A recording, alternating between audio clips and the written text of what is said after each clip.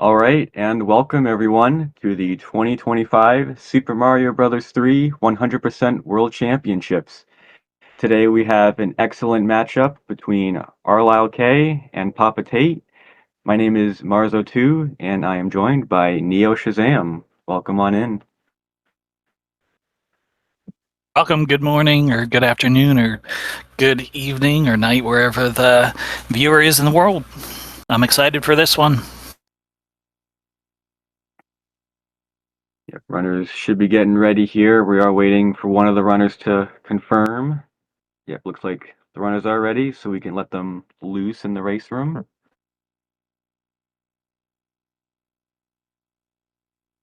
Very nice. So for seed numbers, we have Arlilecay as the 21 seed and PapaTate as the 28 seed. I don't have their PBs with me right now, but I think they're both pretty close together for PBs on the leaderboard. So this will be a very good matchup. They're exactly even at 113.10, and that's part of Oh, the really? part of the excitement. And and Arlisle has got it more recently, so I guess historically it seems like whoever has had it more recently is the would be the slight favorite. Yeah, I believe Arlisle got his in a race recently too. That's even more exciting for him.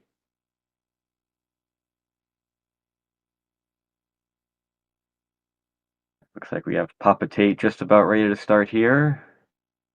We'll get the syncing taken care of momentarily.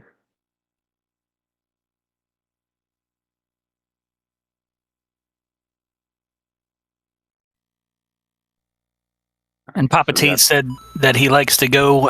He gets the mushroom here in 1-1 because the 1-3 power up. He doesn't like that. He doesn't like that for the consistency. yeah, that's something I like too to do in World 1, but we see Arlilecay not going for the mushroom there. We see him taking a little bit of a safer route for 1-1. Get it off with some stash percent.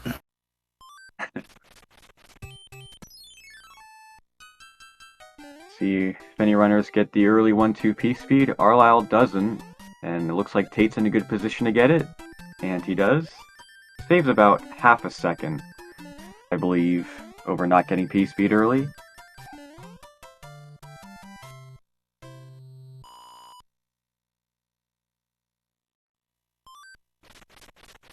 We're gonna go ahead and see how safe Arlisle plays 1-3 here. Alright, does the safe Koopa Bop there. See how well his mushroom grab goes. His goes really good, but PapaTate having a little bit of a hiccup. They're losing his P-speed, so Arlisle is gonna barely pull ahead. Entering 1-4.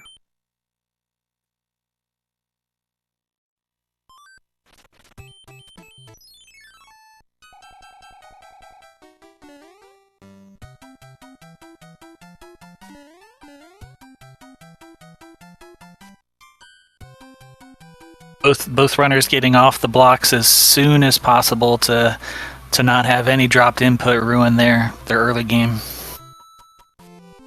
Yeah, that would not be good at all.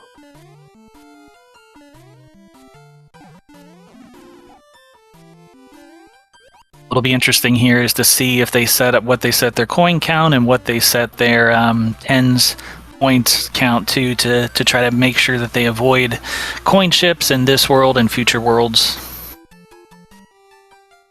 Yeah, so coin ships will happen if your coin count is a multiple of 11, and like Neo said, the second to last digit of your score, if that matches the coin count number, you will get a coin ship in Worlds 1, 3, 5, and 6.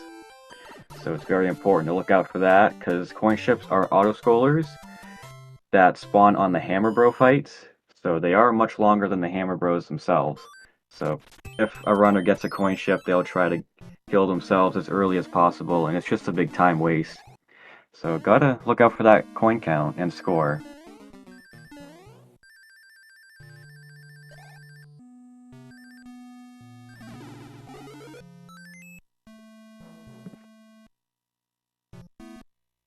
Arlilecay off to a little lead. I'm going to be keeping track of the wand grabs to see the difference and changes throughout the race as well.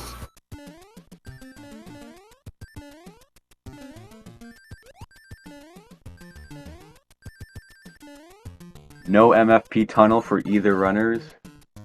Shameful. Very disappointed. Only saves a few frames though, I believe. Definitely not worth the risk. It doesn't save a full second.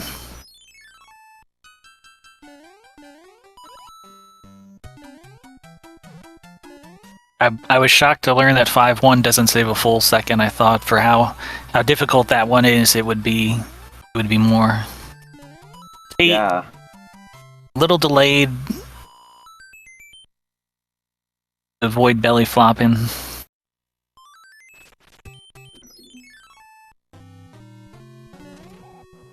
Yeah, 1/6 P speed itself can be rough because sometimes you can do the strap perfectly fine, but because of how getting P speed works on the frame rule of how the game registers you going up in the arrows, sometimes you can lose an arrow to build P speed where you need to build it in 1/6 and you have to like go back and then go forward again and it just loses a few seconds. It's kind of a pain.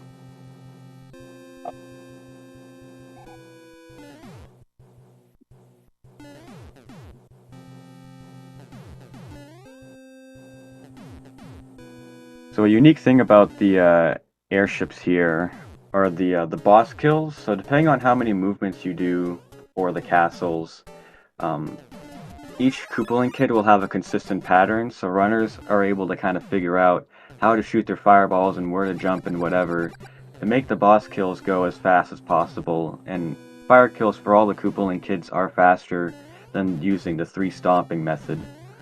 So that's going to be something we'll be looking out for as well.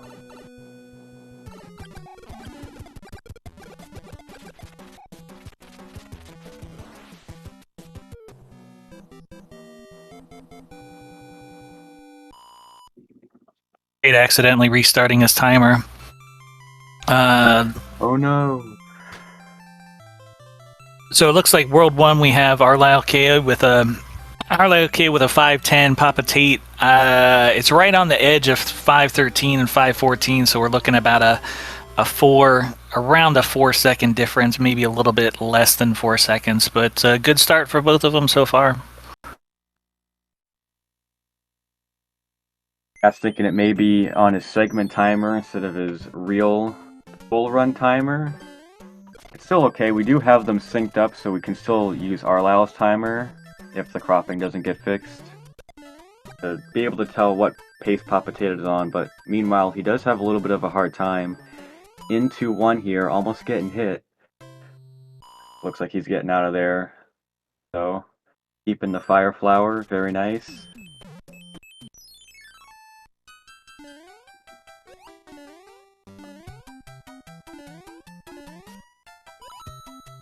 Taking it easy in 2-1 there. It looked like he was trying to parallel park, doing lots of turnbacks and up, and then he's in the pit and he takes damage.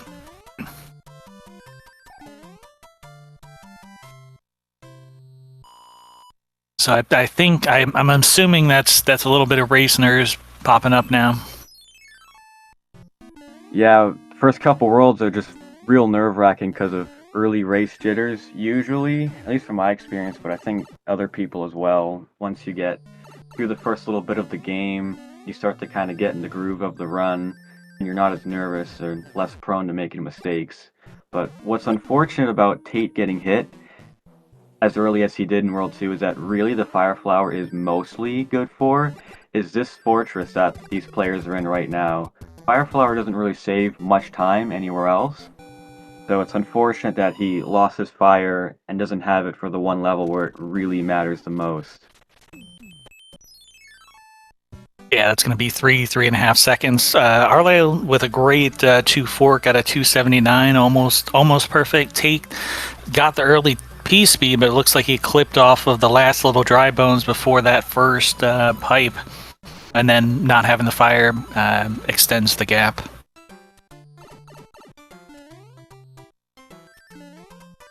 Yeah, the timer has been fixed. Thank you.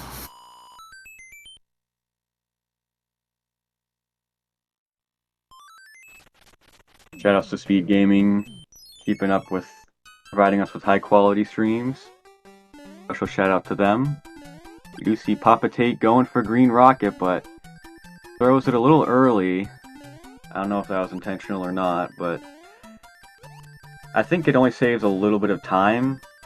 I don't really go for it personally, but a lot of people do. It seems to be a favorite strat for that level.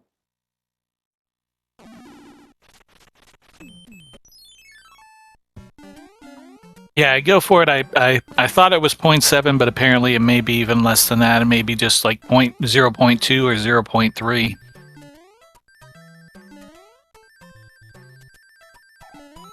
And what's interesting is when you've been going for it so long, you're used to that quick Koopa shell rocketing back and forth, that when you get kind of the slower speed, it kind of messes you up, and it in a way it gets more dangerous. Very interesting. We will see World 2 is pretty unique in this category, as your route for what levels you want to play in what order for the later portion of this world can really rely on where the Boomerang Bros want to be on the map. So after the Sun level, you always want to try to play 2-5 first. It's furthest away from the Fire Bro, from my understanding. But after that, we see Arlilecay taking a hit in the pyramid there. But like I was saying, depending on like where the Hammer Bros want to spawn, if the remaining bros that are alive, kicking that beetle the wrong way, losing a little bit of time there. The Hammer Bros, let's say they want to spawn by 2-4, you want to play that level first. But if they spawn towards the bottom of the screen, by the pyramid, you might want to play the pyramid first and 2-4 last. So they can sometimes make World 2 routing decisions on the fly be very difficult. Yeah, theoretically you want them to be, so you can play 2-5, then 2-4, so that you don't have the extra map movements, which is about that 2 seconds going the long way. It's just right. The bros kind of dictate where you're going to go, and the benefit of having to go the long way is coming from 2-4 seems to generate a more traditional or easier fire kill if they also play Warpless. So that's kind of one of the benefits of playing getting the slower route. And Arlilecay fighting the bro last, so that is going to be a very, very weird pattern. I have no idea what to expect. I would assume kind of run for your life or some other strange pattern, and Tate is probably going to have the kind of normal fall into the pit pattern. Yeah, from my experience, usually after, if you go from 2-4 straight to the castle or even the pyramid, those patterns are pretty nice and chill for the most part. But yeah, the Fire Bro patterns, from what I remember, aren't very friendly. I will say, they both got the Fire Bro in the best tile possible. They got him just below the Mushroom House, so that way they minimize map movements instead of having to go all the way to the very bottom of that last screen. So really nice for both of them to get that lucky pattern there.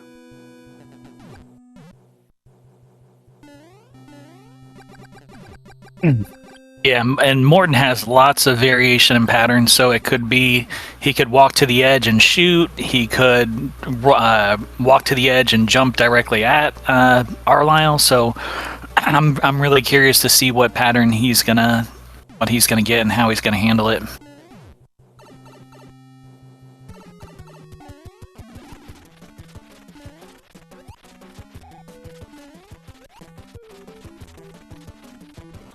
So as a fall and shoot from pit, and he handles it. Looks like that's 12-12. Or 12-11, looks like 12-11. Both going with the stomp. Not sure for safety or 12-29. So it looks like we have about an 18-second difference here.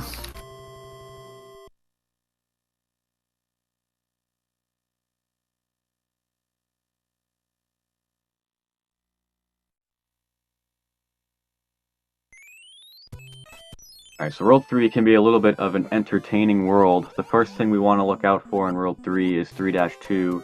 The players are going to try to make Mario run on the first platforms in that level at a certain time to help him build P-speed and to make it through that level fast.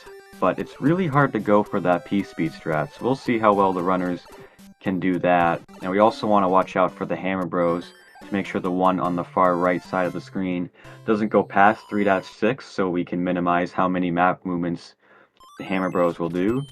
Each Hammer Bro map movement is about half a second, so the more Hammer Bro movements, the worse it is. But we do see Arlile not getting the 3-2 P speed, so this is going to be a little bit scary for him, as he almost gets hit. But looks like he gets through. See how PapaTate does. He doesn't get it either, so very unfortunate for both runners here, but like I said, it is very hard to do, so it's not something that's pretty easy. Oh, and PapaTate gets hitboxed by a fish there. He knew not to trust the oh no, and he just fell down. That's interesting. If you fell down like that, would you take that little power up there, or just keep moving? Honestly, I'd probably keep moving if it were me, because like that power up with the cheeps and stuff, you might likely just get hit again, and if anything, you'll be back to just Big Mario. So I'd just rather go for the 3-3 Fire Flower and try maybe using the P switch. But, ooh, this is an interesting strat from PapaTate. I've never seen that strat before. I've always just seen the P switch strat. Yeah, that's the yeah, that was I believe a point for the points tournament this year or last year. Very nicely done.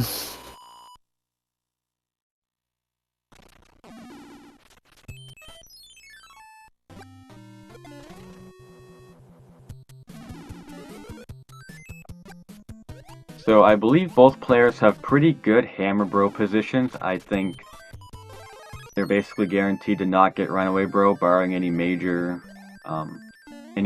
upsets going into these next couple levels. Yeah, they both should be good. So that's really nice that they both got lucky there.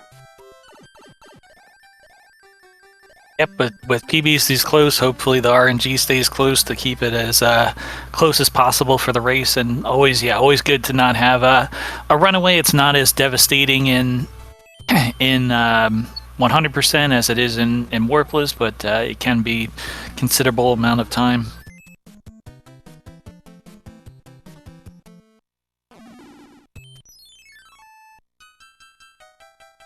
Yeah, with the players using the P-Wing in 3-5, they save around 12 seconds, I believe, over swimming through it.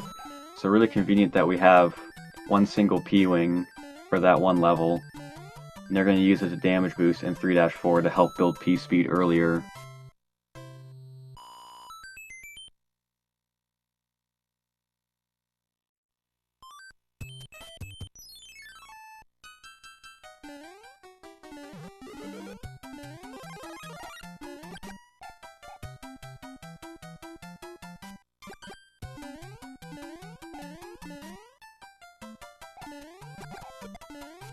So 3-6 is the House of Swag. We're going to see the runners go for a bunch of cool little tricks to make the donuts and coin blocks turn different colors. We saw Arlile get a moldy donut there.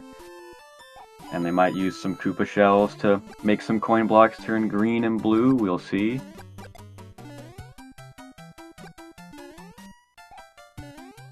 I've seen a lot of safety strats at the end of this level. Do you think they'll go safe or go aggressive? I think they're gonna go safe. I don't see these runners the way they've played the first couple worlds, just with their regular strats. I don't think they're gonna go for Maiba 3-6 P speed at all. Oh, Arlile went for a risky strat that I didn't think people went for.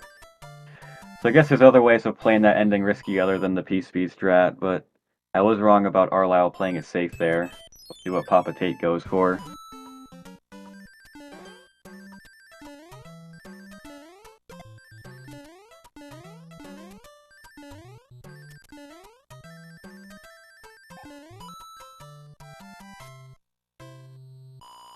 Alright, so both runners went risky there. I did not expect that, but Good job on both runners. So Arlisle about 137 behind. Or sorry, PapaTate about 137 behind Arlisle right now. So still a relatively close race.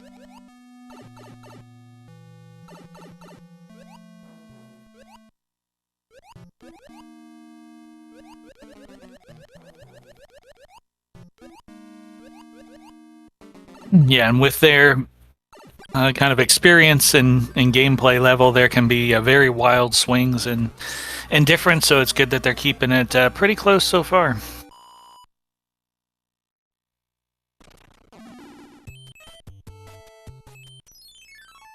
Yes, very much indeed. We have Arlisle entering 3-8 right now. Hopefully the Big Bertha is not going to give him any problems.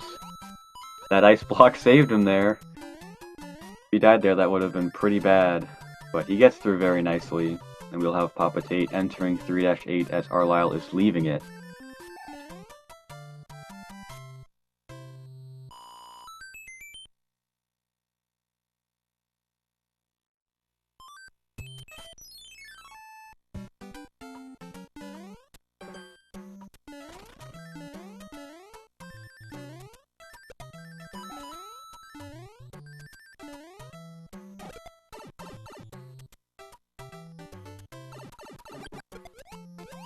Right, we see Arlisle getting the H jump in 3-9. It's really important to keep P-Speed through that level, because if you don't have P-Speed for the H jump, you have to take the bottom path, and with no P-Speed combined with having to break the ice blocks, which cause lag, it just loses a lot of time.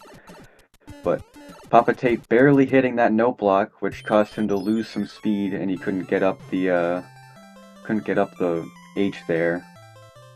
So he's going to lose a little bit of time over Arlisle. Yeah, I think it's probably going to be right around a 30-second difference. I'm guessing on the WOM grab. Wendy can change things, but that's my estimate right now. And we'll see in about a minute or two if that's correct.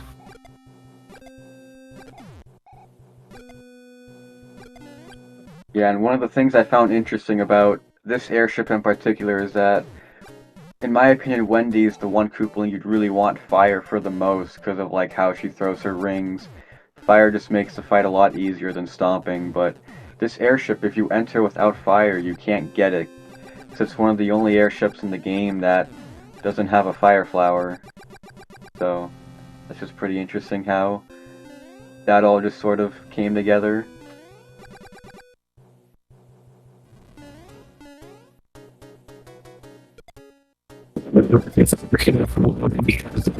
Those hobbits, you can go way through there.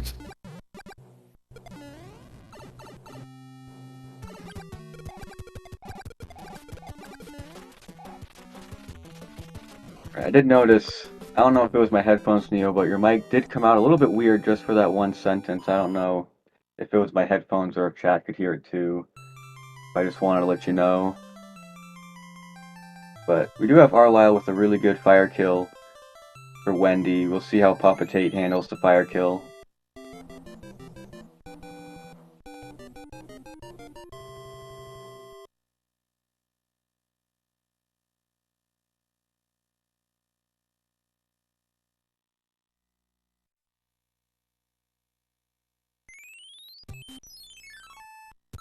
Right. Good fire kill for PapaTate. He keeps his fire flower entering World 4. Really important since there aren't any fire flowers in World 4 other than 4F1, which is really out of the way, and then 4-5. So I really want to pick up there. Pick up 15 to 33 the difference on 8 seconds.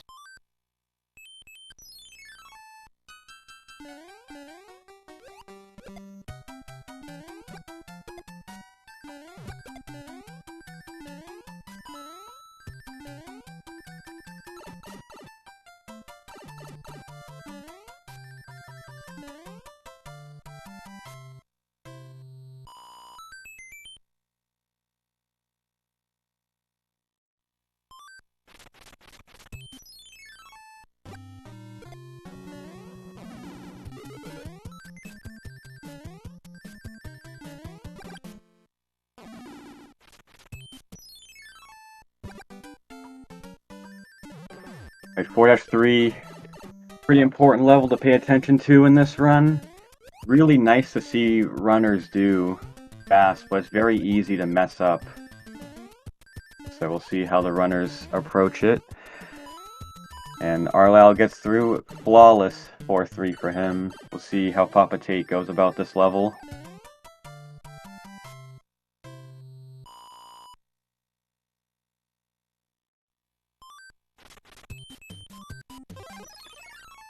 PapaTate having a little bit of a hiccup there and does lose his Fire Flower, so he's going to be in a really rough position through the middle part of World 4.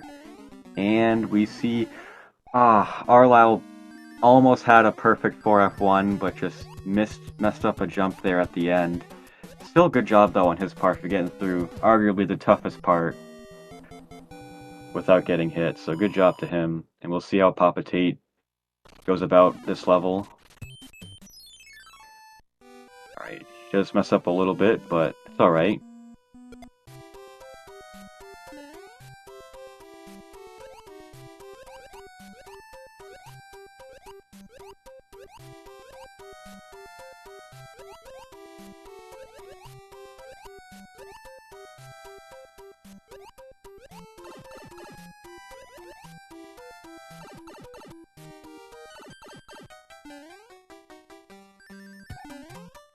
Alright, so Arlilecay getting hit there by Lakitu in 4-4. There are 2 power-ups in 4-5, so hopefully he can play that level next. If I were in his position, I would fight these 2 Hammer Bros, then play 4-5 to get back up to Fire Flower easier, but it's whatever he wants to do. Yeah, especially that Hammer Bro was very generous, coming right down to him. So he got pretty lucky there. We'll see where PapaTate's Hammer Bros are.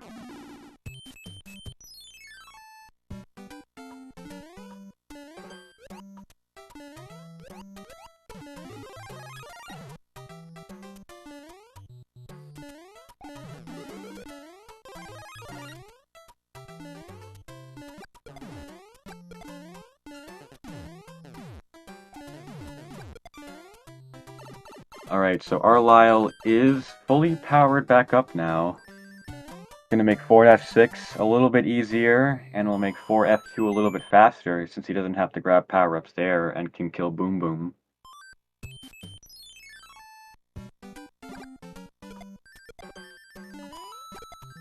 PapaTate's probably gonna make up some time in 4-5, unless I jinx him. Since he only had to grab 1 power-up instead of 2. Alright, he's out of there, but Arlilecay still about 1 level ahead, roughly.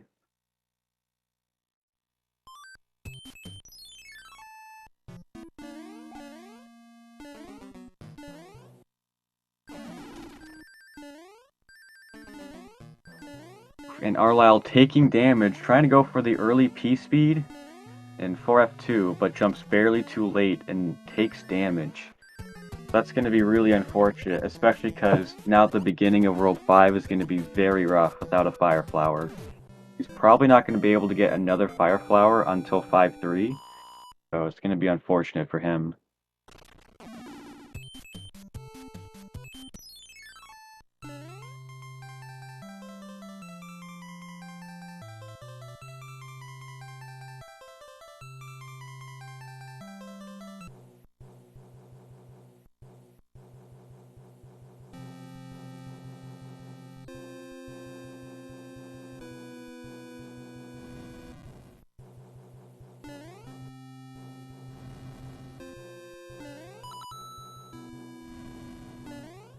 Alright, this is going to be a good opportunity for PapaTate to catch right back up to Arlilecay and make up some good ground. It's really important for PapaTate to keep this Fire Flower through World 5, because it could really cause a lead swing here, if he can do so.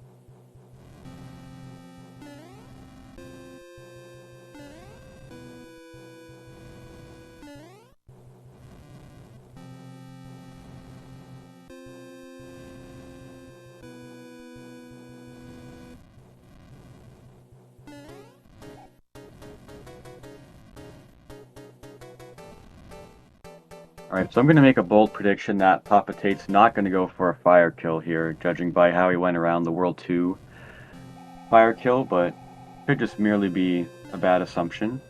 We do see him go for a little cool glitch with the Rocky Wrench there. I tried going for that a lot and I can never hit it. So, I don't know. Cool glitch though.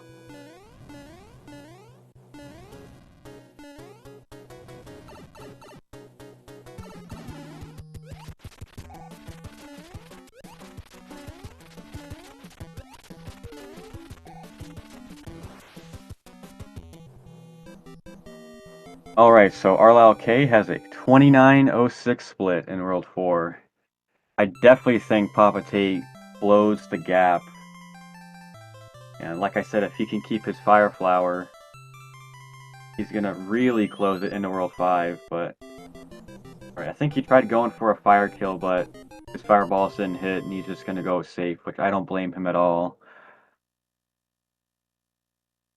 Alright, so 27 seconds, so he only closed the gap by a few seconds from what Neo was saying at the end of World 3. But, yeah, we'll see how Arlile wants to play the beginning of World 5 here. Chain Chomp there. This is looking pretty scary for Arlile right now. And he gets hit again. So he's in a very vulnerable state right now.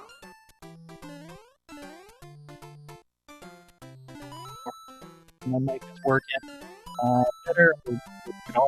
World 4 splits, we have Arlilecay at 29.06 and PapaTate at 29.33, a difference of about 27 seconds.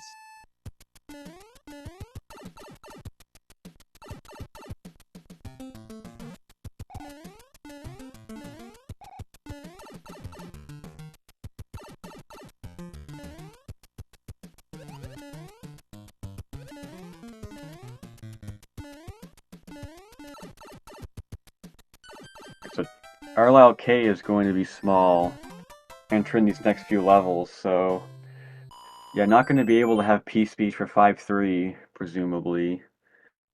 We'll see how the Hammer Bros want to behave, because this can be a real movement of Force City, especially with the Sky Bro. So let's hope the runners don't get any bad RNG in the later part of this world. Interesting choice to fight him. I'm not sure if there's a power-up in these blocks, and that I'm not sure if that was a reason for him to fight early as well. Oh, interesting, he's doing this one before the fort. I guess he wants to double power-up.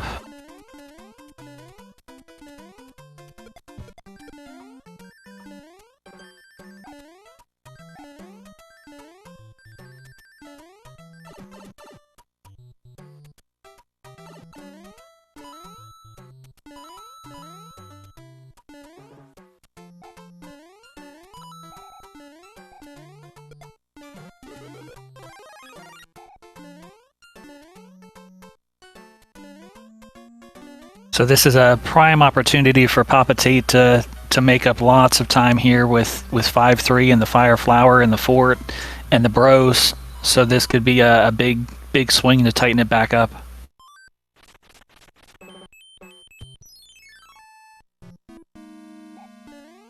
Yeah, and I think map movements are going to really help too, because Arlile did a rather unoptimal map route to get back up to Super Mario here.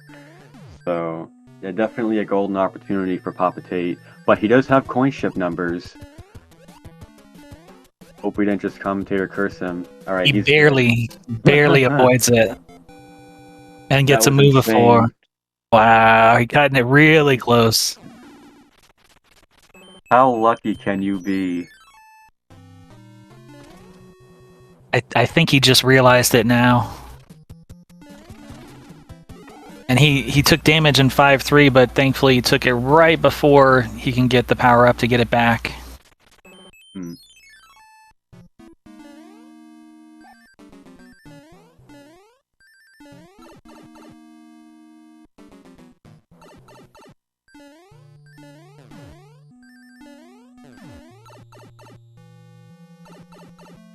PapaTate having to do a little bit of a P-Speed recovery, doesn't get the P-Speed, and takes 2 hits here. So a lot of that time save he could have had. Ooh, and Arlile getting hit there with the spikes. Pretty interesting Twisty Tower right now. Yeah, it is a house of horrors here for these runners. It is beating them up.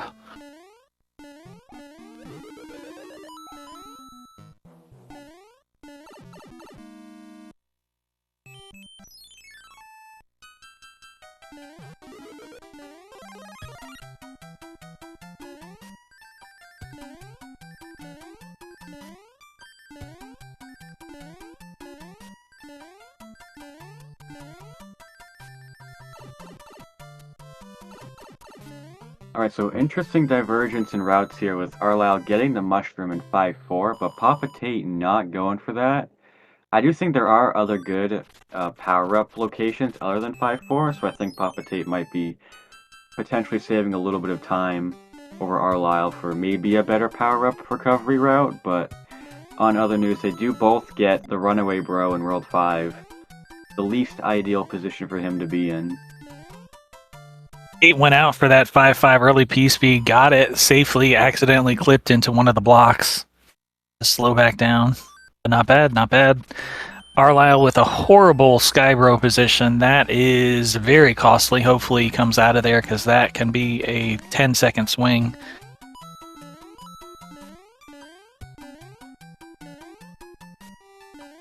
As we see PapaTate's bro, Skybro comes out and Tate wastes no time to cloud and take him out.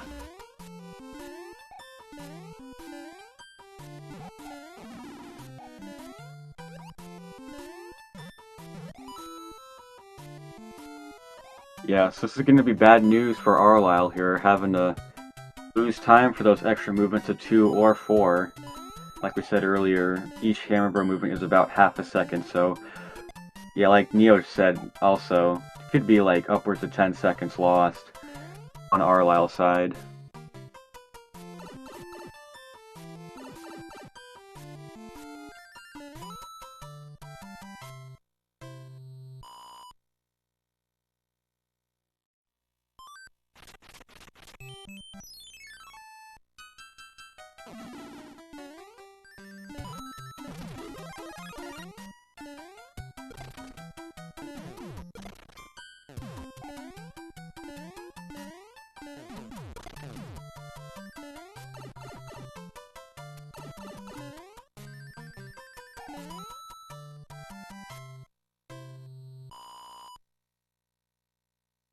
Alright, so Arlisle has a good recovery in 5-7.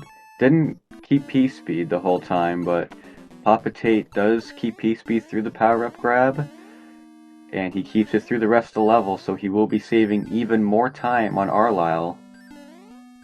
Kind of coming out with a good Cinderella story here for World 5 for PapaTate.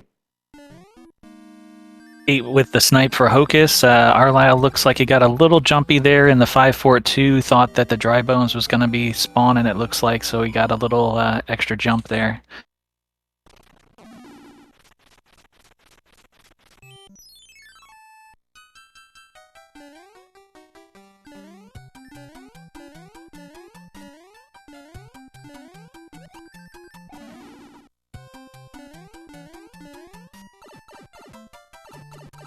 Arlisle taking double damage in 5-8. That is rough.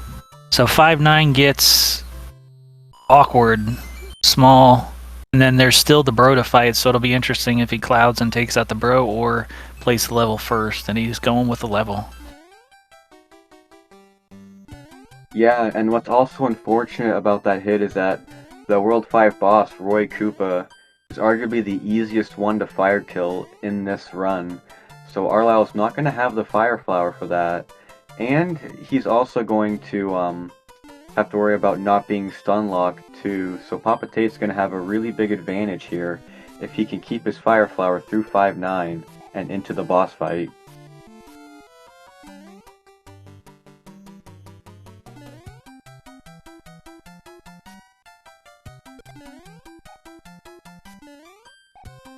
So this is probably going to tighten things up considerably, this World 5.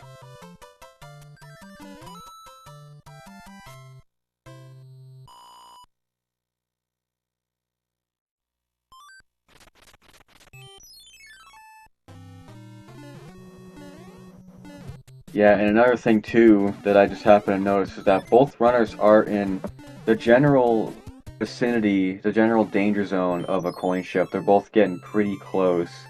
PapaTate only 2 coins off of a coin ship, and Arlisle 1 coin off with an extra 10th on the score. So they're both going to be in rather tricky positions in World 6 here.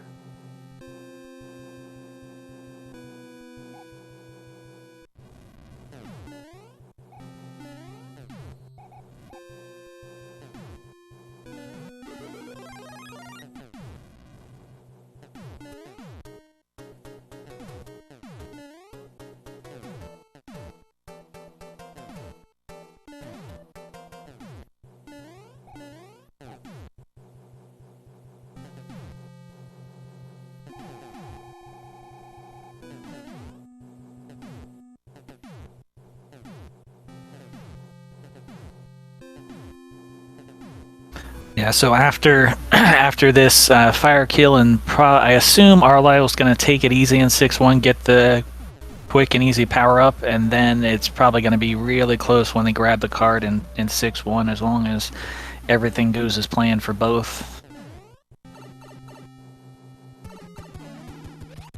Yeah, I didn't even think about 6-1 either. That's going to be another tricky level for Arlisle to do without fire.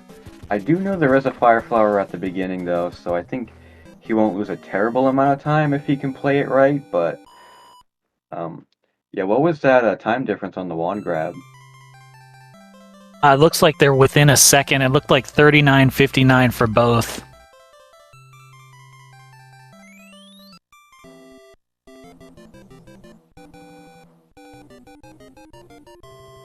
So then PapaTate is probably going to take a little lead, grabbing the card in 6-1, and then depending on what the bros do. I'm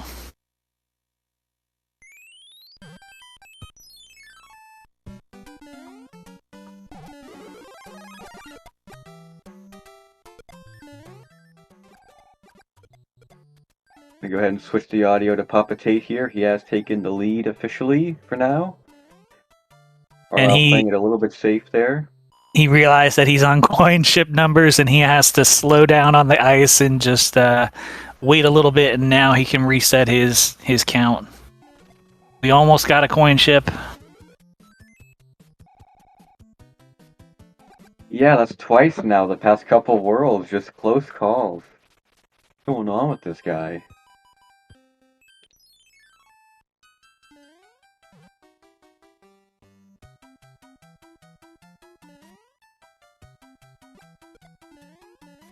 Little bit of route divergence. PapaTate in 6-3 and Arlisle in 6-2. It is nice job there for the later P speed for PapaTate. 6-2 is slightly more ideal to minimize map movements. We'll see if that makes a difference. Alright, we have a question in the chat. How does the coin ship work? So if the players have a coin count that is a multiple of 11, and the second to last digit in their score matches that coin count number, so we saw PapaTate have 44 coins, and he had the potential of having a 4 as the second to last digit in his coin count at the end of 6-1, and into the bro fight, that will cause a coin ship. So it only causes a coin ship in a few worlds, worlds 1, 3, 5, and 6.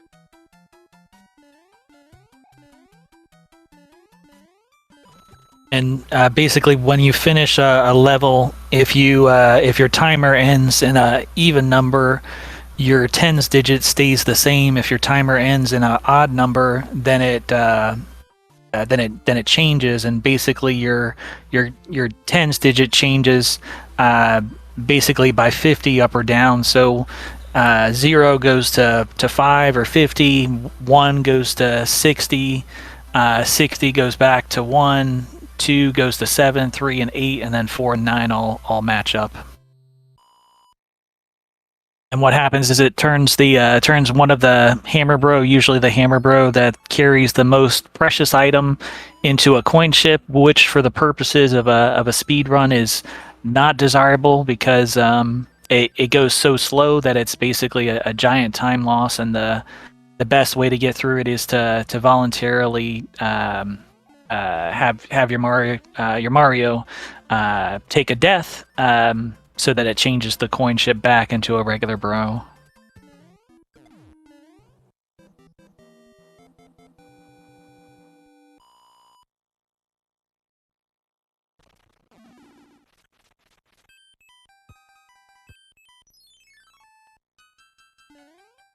Alright, so after 6-4 is where World 6 is going to start to get very, very interesting and difficult. 6-6 is one of the tougher levels in the entire run. And we see PapaTate again, very close to a coin ship for a third time now. But I think he will be fine, because I think the next bricks he will break are going to be in 6-5. I don't think there's any coins to collect in 6-6. So hopefully he will be okay.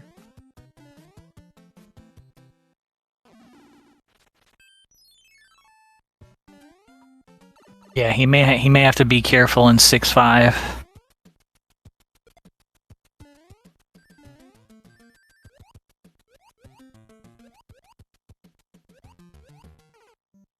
Up, Tate takes a death in 6-6. This is a very tough level that's pretty much exclusive to the 100% category.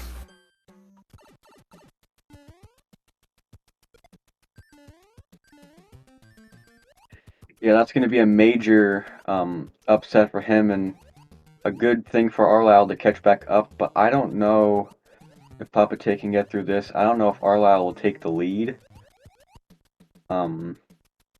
So I think PapaTate already fought one of the Hammer Bros, but ooh, this is interesting. Alright, I almost jinxed him, but he gets through. Yeah, Tate making it scary. That jumping cheap, they do not have the most solid and precise of hitboxes, so you want to, definitely be careful anytime you're coming near that fish small.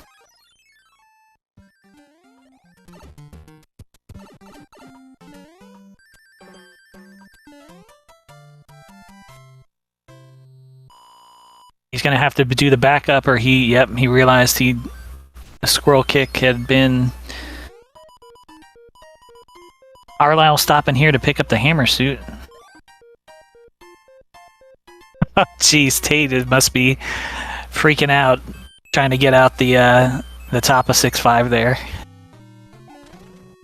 He does have an extra Hammer Bro, but I think, yeah, he's got no coin ship numbers there, so he, once again, barely getting out of a coin ship.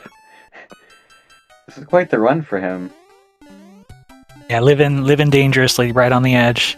And Tate also grabs the hammer suit, so we have dueling World 6 hammer suits. They're not gonna leave their chance to a potential Bowser impossible pattern if they had fire, so they're gonna both suit up here with the hammer suit to make the World 8 Bowser kill easy.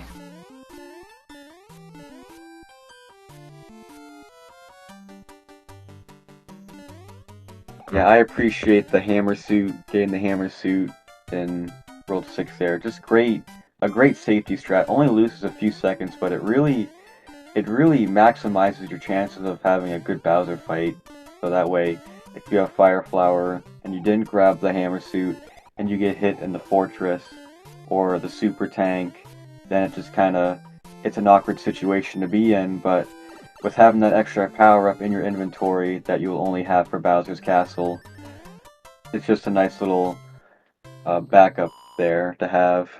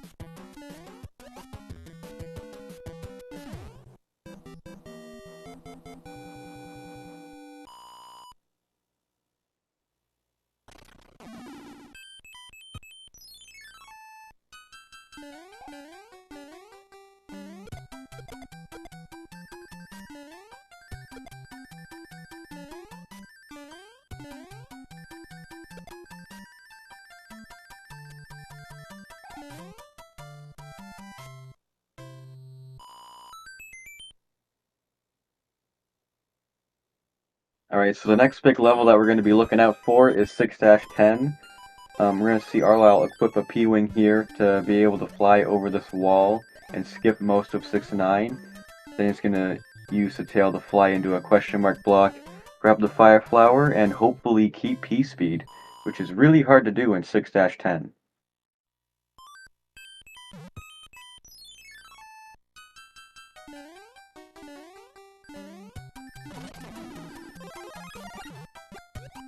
Arlisle making the mistake I sometimes make. You have to really push yourself out to the right, otherwise that happens, and unfortunately you can take damage from one of the turtles and fall just right down to your death. But he makes it through, just not as quickly as he had hoped.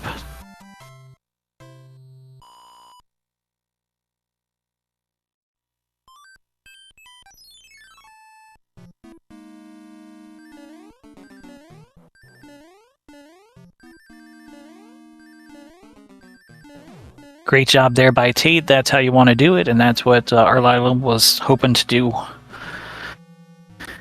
He'll pick up a few seconds.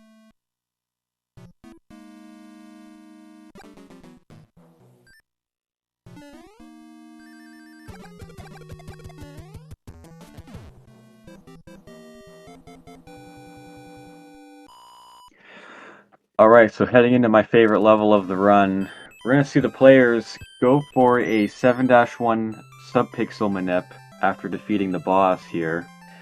That sub-pixel manip is used because we're going to be doing a clip in 7-1.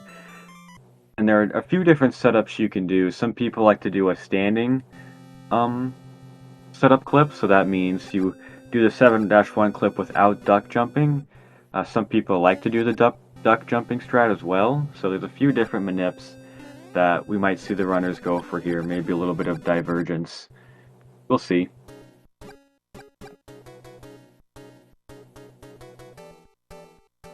I'll be interested to see if anyone goes for a fire kill. I don't think so, but we'll see.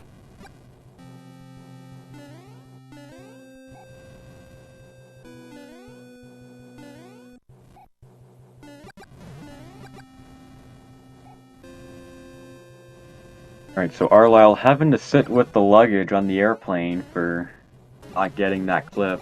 We'll see if PapaTate can get first class. And he does. And the scary thing about that clip is if you do it too early and you don't let the screen scroll far enough, you can actually get squished and die from that. So it's important, if you're going to go for that, to not do it too early. Yeah, I've seen a very high-level player, unfortunately, lose a PB shot in Warpless doing that, and then also jumping before the platform had entirely spawned.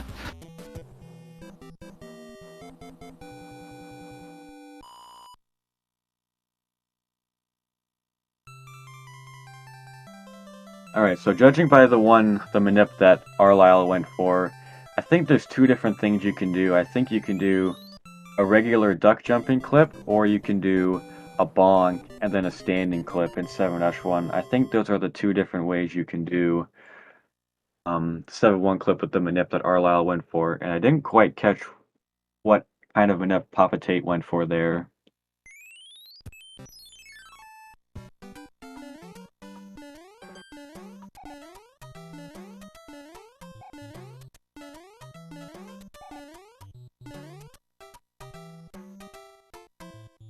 Had a 20-second difference from the wand grab, and looks like Arlisle is through with 4 attempts on 7-1. We'll see what PapaTate has.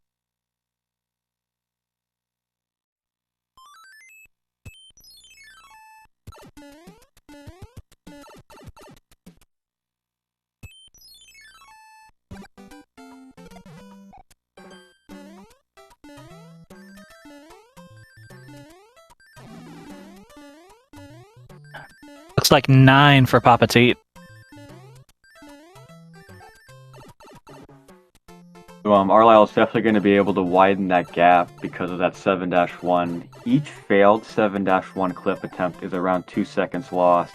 So it's PapaTate having 5 more attempts. He loses about 10 seconds over Arlile. So a decent time loss there right out of the gate in World 7.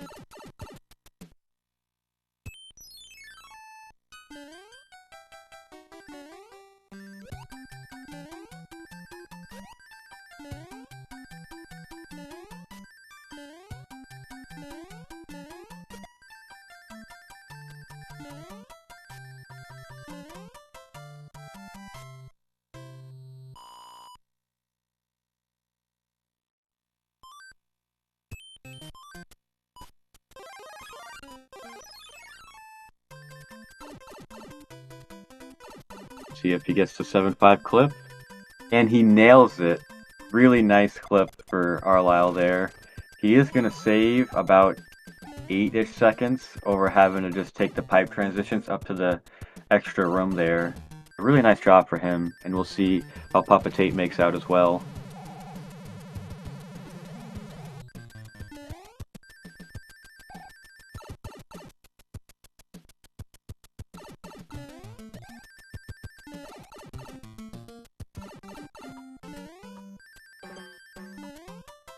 Nice. Tate nails it as well. 7-5 clips for everybody.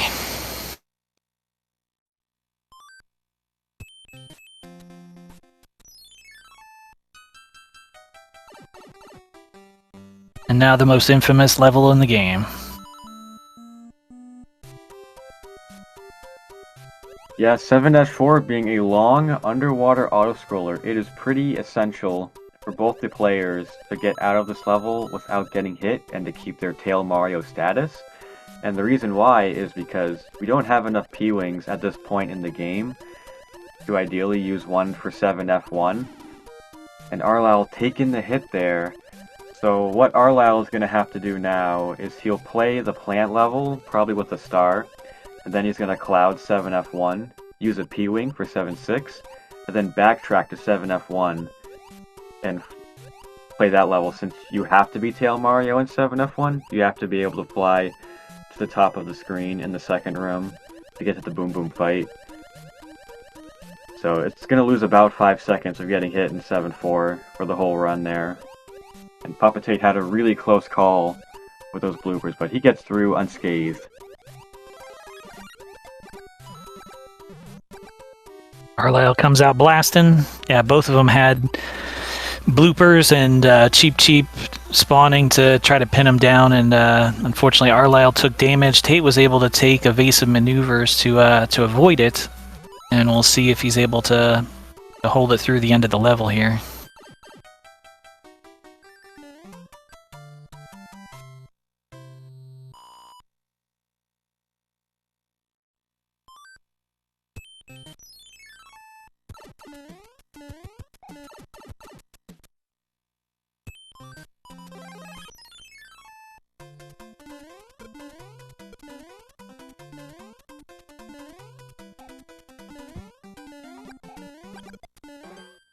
Great job by Tate. That looked pretty rough there with that pattern that was forming near the end of the pipe of the level there.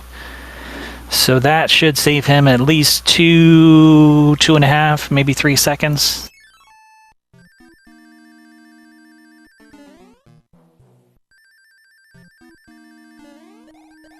Alright, so this is something I've never really seen much before, using a P-Wing on 7F1. I wonder what kind of route Arlile's going to do from here on out. Yeah, I'm guessing that means he's either clipping 7-6, which I guess is most likely because he just took damage, or he's gonna be playing 7-9 a different way. But it looks like he's going for clips. Bold strategy. We'll see how it plays.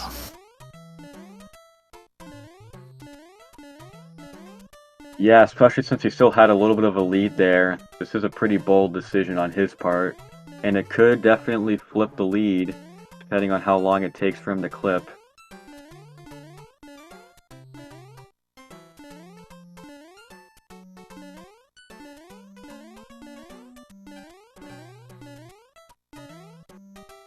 Looks like 14.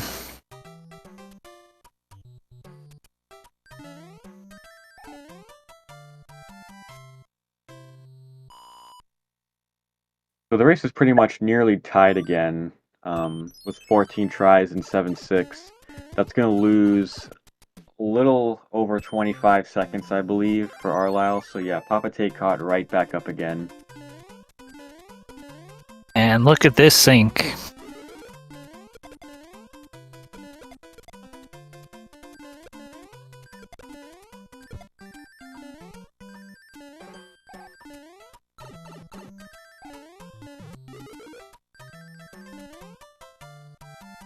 I think PapaTate went for the hammer suit for safety. Arlisle is able to make it through small, which should make 7-7 a bit easier as well.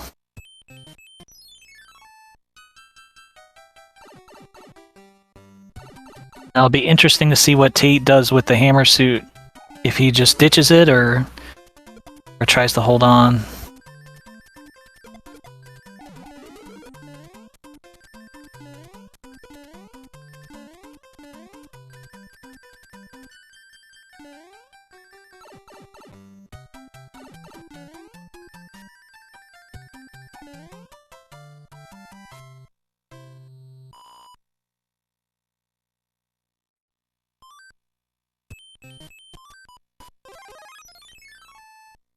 So they're both through 7-7. Tate loses the hammer suit. That is less of an issue. Both of them earlier in World 6 grabbed the hammer suit from the Mushroom House, so they do have a hammer suit for Bowser.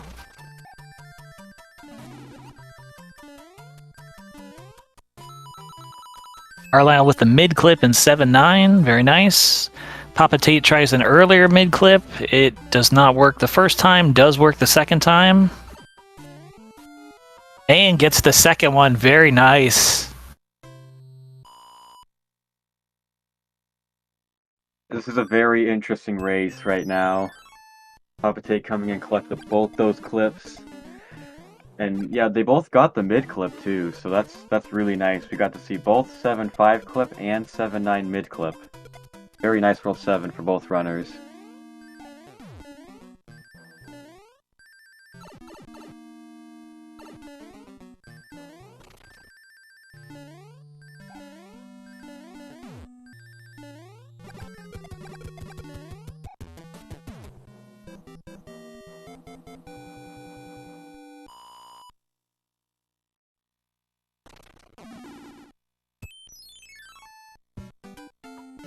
By both. PapaTate picking up a little extra time with the great 7-4-2 there. Oh, Arlisle just takes damage here in plant 2. That can be a little bit costly. I'm not sure if he will still go for the fire kill. And now PapaTate takes damage in plant 2.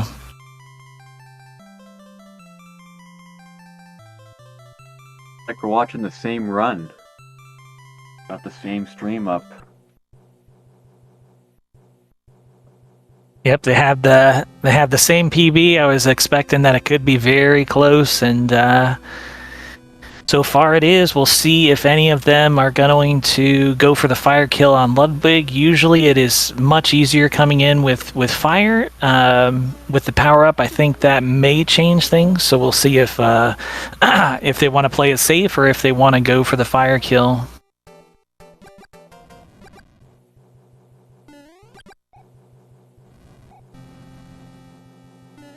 Yeah, the Ludwig Koopa fire kill if you enter this airship with Fire Flower, not having to grab power-ups and not waiting on the entry pipe.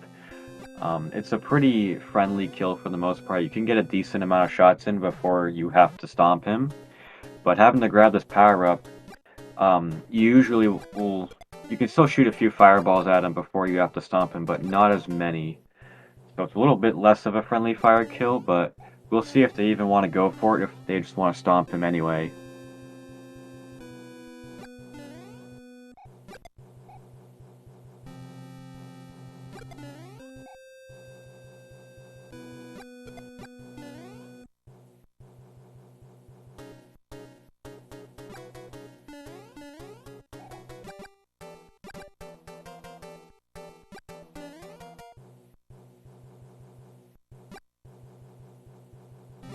So I think as far as deaths go, PapaTate took a death in 6-6. Has Arlisle taken a death? I just remember he had I know he's taken a long time loss with not having five World 5, and then also in the clips there in 7-6, but I can't remember if he's taken a death. Knock on wood, I do not believe Arlisle has died yet. So this World 8 is going to be really interesting given how close it is, especially because we're in the lower bracket, so whoever loses is out of the tournament. So this World 8 is very crucial for both runners right now since we're still very close together an hour into the run.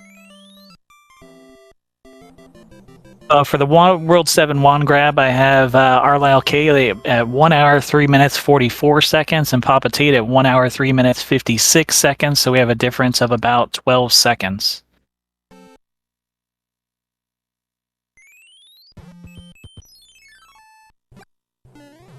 Yeah, in World 8, being at the end of the run, and especially if you know where your opponent is, or if you're just nervous about maybe a PB pace, for example, some of the levels in World 8 are very easy to mess up, 8-1 and 8-2. Both pretty notorious in both Warpless and 100% for causing massive time losses in world record attempts. So, very easy levels to mess up, and Bowser's Castle as well, very, very difficult level to do under pressure.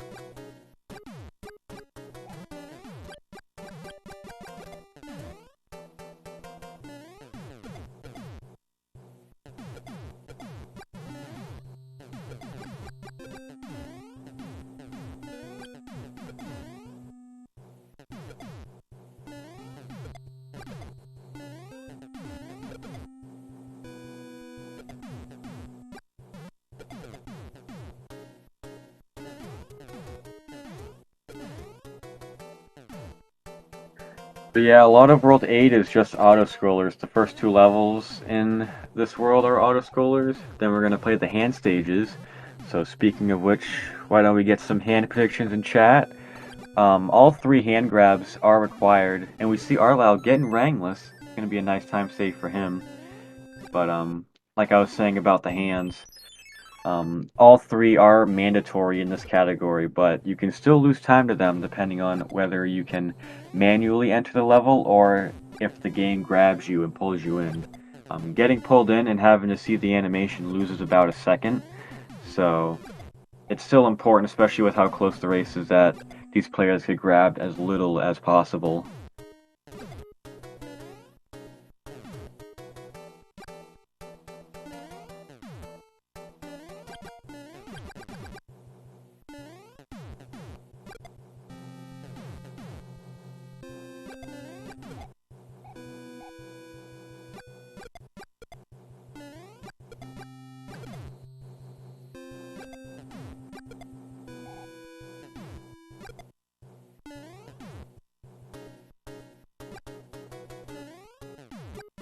Yeah, the good thing about both of them grabbing the World 6 Hammer Suit is that is insurance for the end of the game for Bowser, but there is still, unfortunately, a lot of time that can be lost between getting to Bowser and where they're currently at. With, as you mentioned, the hand animations, and then the levels themselves, in particular the 8-1, which is kind of legendary status for being a difficult level when you're under stress and pressure, such as a race.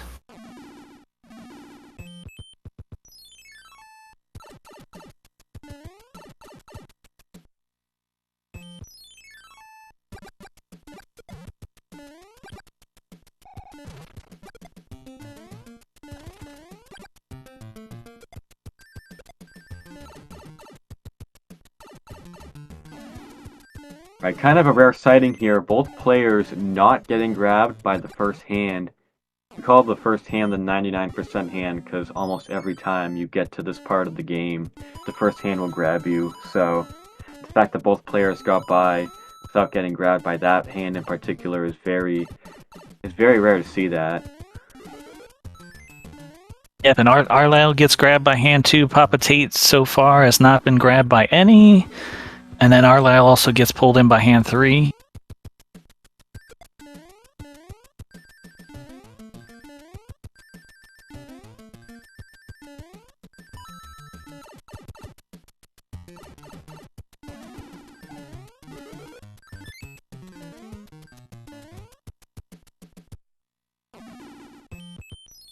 Alright, so PapaTate getting very lucky. He got no hand animations, I don't think. He's gonna save maybe 3 seconds over Arlisle from those hand animations, but he also didn't get Rangless like Arlisle did, so I think it's still going to be a slight net time save for PapaTate, but not very much.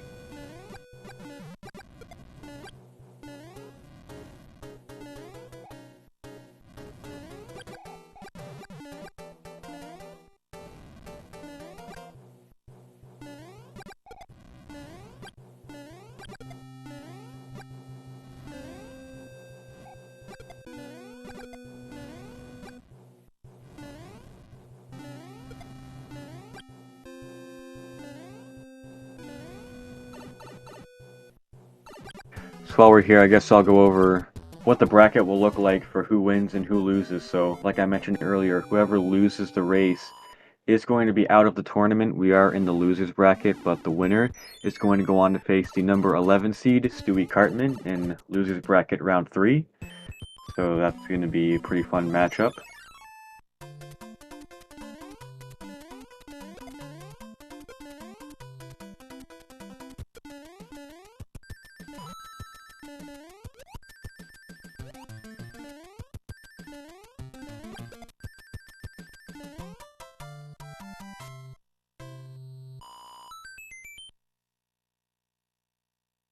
Both equip a star and slice through 8-1, no problems. Great job.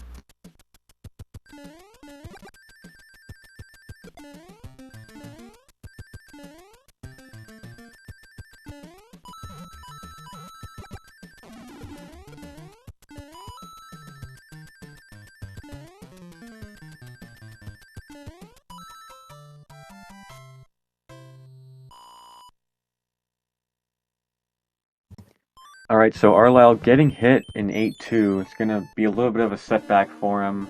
Hopefully not a massive one, but using that star in 8-1, he didn't have one, or maybe he did, but he didn't grab it. I don't know how many stars he had, but rough room 1 for him.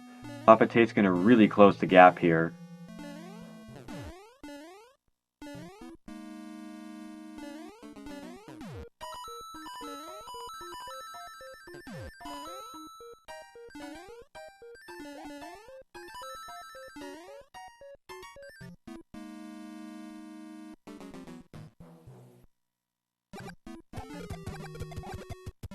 Oh no, PapaTate misses the first cycle, and that's going to be costly. We were so close. It was going to be within 10 seconds, I think, with that, but that's probably going to push it back out. I think 42 to...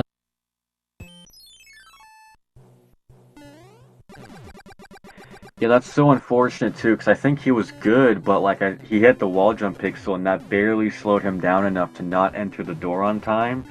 So it was like a pixel perfect mistake that cost him like 10 seconds.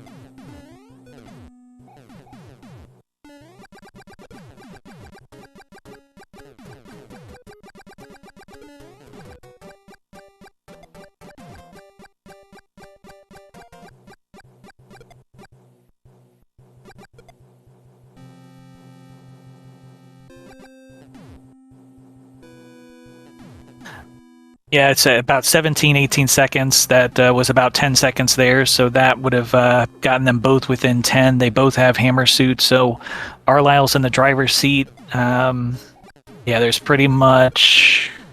Yes. Yeah, Arlisle's in a good spot.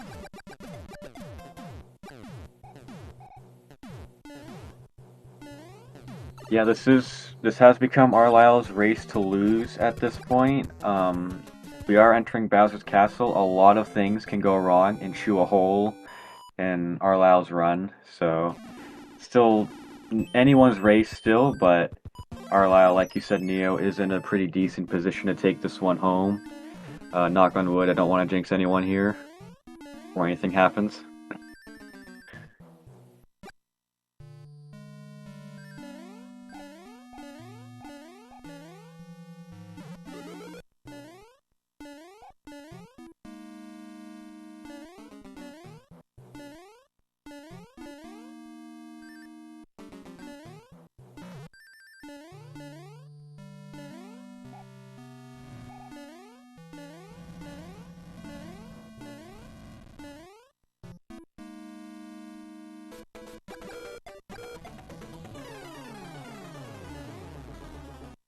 Nice job by Arlisle. Get your GGs out for Arlisle. Looks like he will win this match and move on to face Stewie Cartman.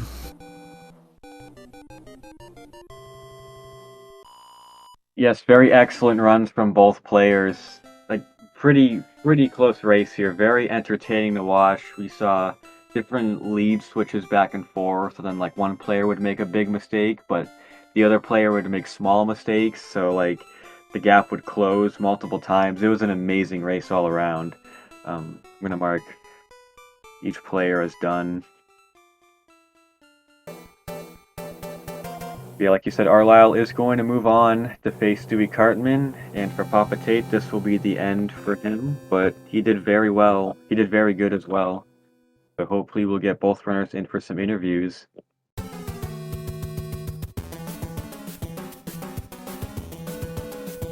Yeah, nice close wait, 16 seconds. Welcome in the winner, Arlisle. Wow. GG. That World 5. That World 5 was so bad. Yeah, and I have to imagine that the process of clipping 7-6, you may have regretted that decision. I think it was about 14 to get through. Yeah, in my head I said Cloud and then P-Wing, and my hand said P-Wing. And I was like, as soon as I did it, I hesitated, and I was like, oh no. Like, I have to clip 7-6. I don't ever do this. Like, this is horrible. Wow.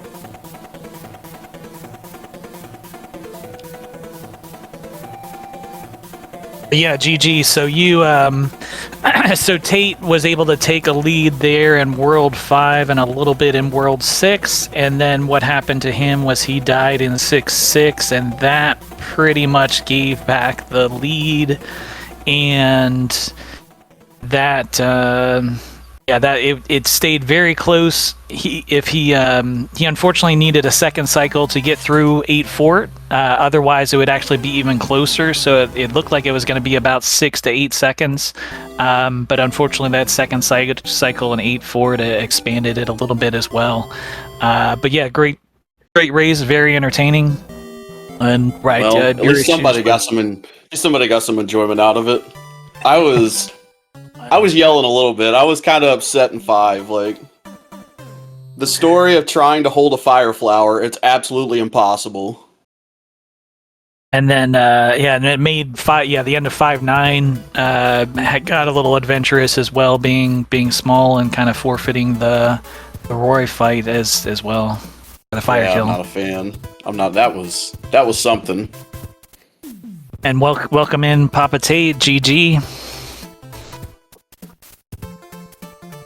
It was 6-6. I was going for something I normally don't do, and then I didn't the second time, thank goodness, but I should have just went the correct way.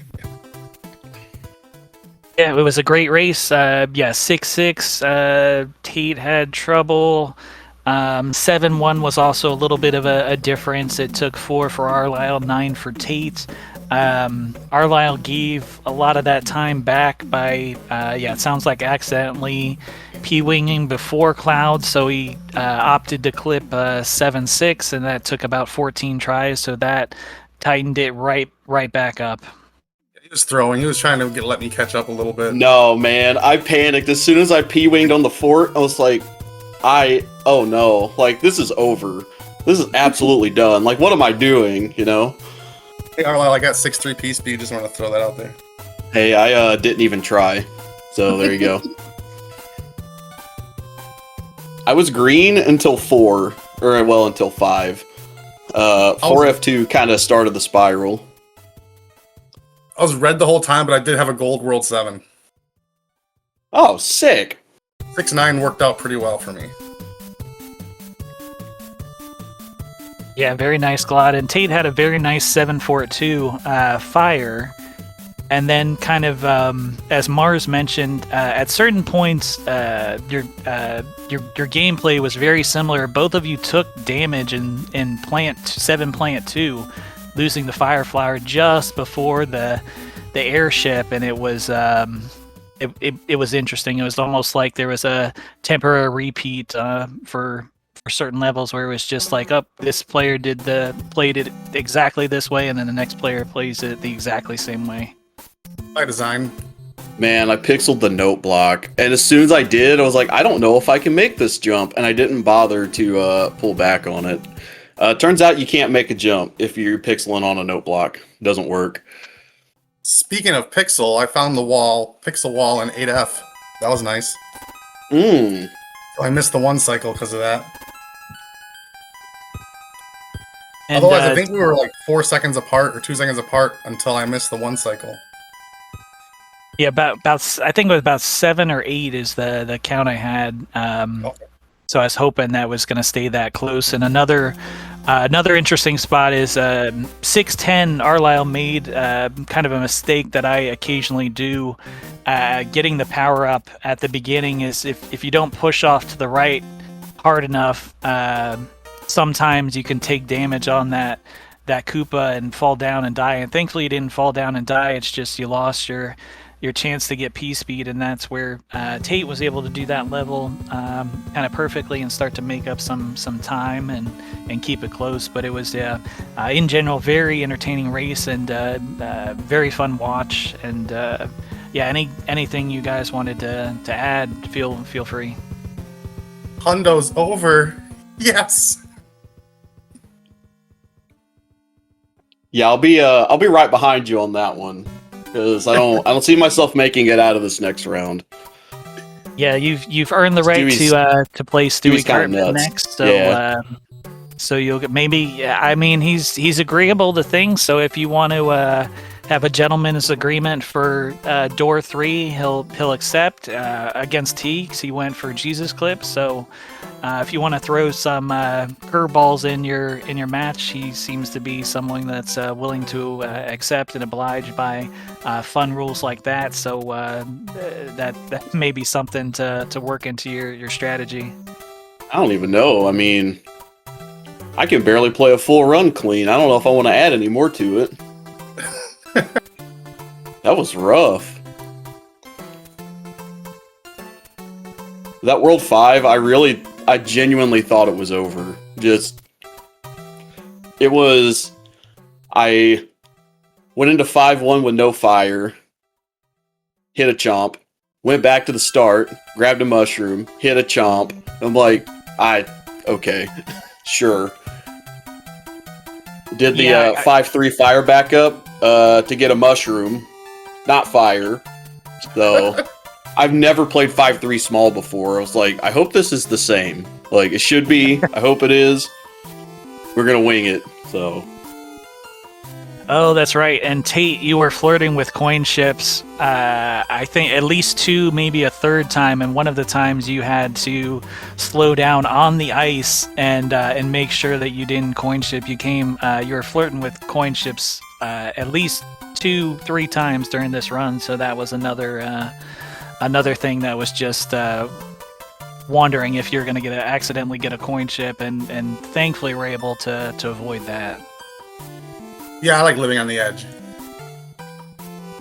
Yeah, I none of that was on purpose. I like that.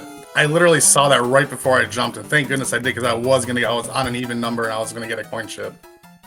Yeah, so we were kind of wondering because on one of the levels you had the exact numbers and got an odd, and thankfully it flipped, and then it seemed like in the bro fight you kind of realized, oh hey, I gotta change my numbers. Yeah, and then I did it again when I didn't even need to in 7, 6-8, 6-7. I already fought the bros, and I was sitting there trying to break blocks to fix my coin count, and I didn't need to. Yeah, if you ever need money, you can just ask. You don't have to go for coin ships or anything. Alright, I'll keep that in mind.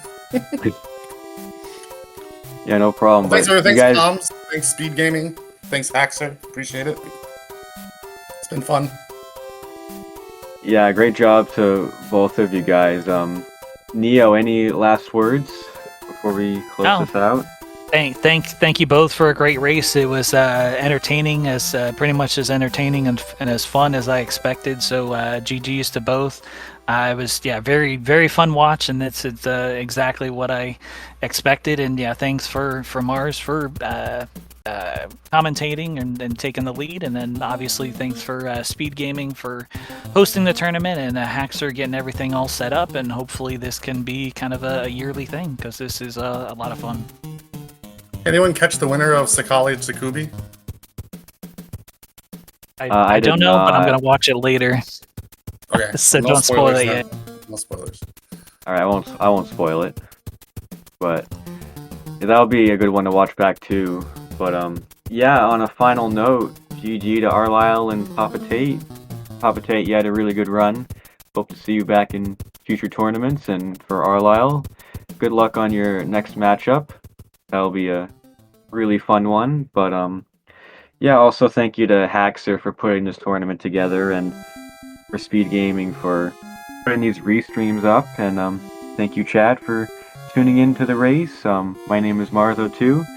Thank you all for watching, and have a good rest of your day.